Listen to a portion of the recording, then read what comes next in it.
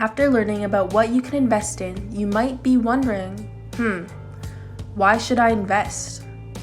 To appreciate why you should invest and especially start now, we need to understand a simple term known as compound interest. Imagine that you have $1 and I pay you 2 times what you have every year. In the first year, you'll make $1, leaving you with $2 in total. In the second year, you'll make $2 because I'm not just doubling your initial $1, but also the $1 I paid you last year.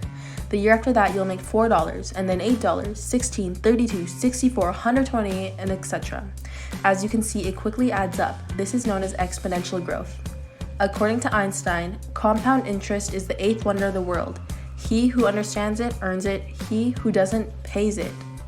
Here's an example. We have 2 people, person A and person B.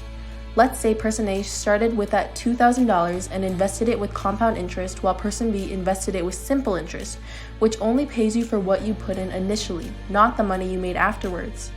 Given that both yield an interest of 10% over the next 50 years, person A, through the power of compound interest, will have amassed a whopping amount of $230,000, but person B will have only made $12,000.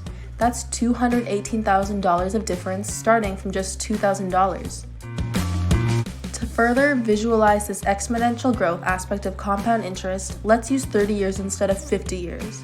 Had person A remembered his investment 20 years earlier, he would have missed out on $200,000. In 30 years, his investment would only be worth $34,000, but in 50 years, it would be worth $234,000. This is because the more you have, the more you make, and the more you make, the more you have. And this is a graph of simple versus compound interest to kind of visualize it a little bit more. Now that you understand compound interest, let's take a look at another important concept known as the time value of money. Consider this. How much would you pay the US government if it guarantees you $1 every year for the rest of eternity and it can be passed down to your descendants forever? If you said anything over $50, you're overpaying. The reasonable range to pay a deal like this is anywhere from $10 to $50. And this is because if you just put $50 into a 30-year Canadian government bond, which pays around 2% each year, you can match the return you would have gotten from the US government. If you're really confident with your abilities, even $10 could make sense if you can consistently make 10% each year. Another question I want you to consider is, would you pay $10 now to receive $11 in 100 years? I hope the answer is no, because there's value to time, mostly in the form of lost opportunities. Instead of receiving a slightly higher amount after 100 years, most people would rather just spend it now or invest it. And most people can make returns better than $1 per 100 year. Besides the opportunity cost, there are also very real costs such as inflation. $10 today is worth way more than $11 in 100 years. In fact, adjusting for inflation, $11 in 100 years will be worth around 75 cents today. The main takeaway from today's video is that there is value in time.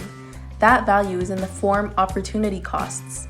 Instead of spending $100 today, you could have $1,000 in a year, or instead of having money sit in the bank, you could put it to work and over time generate a whole lot of money. Thank you so much for listening to this video, and if you have any questions, you can find us at our Instagram page @TargetAlphaCanada or email us at contact@targetalpha.ca.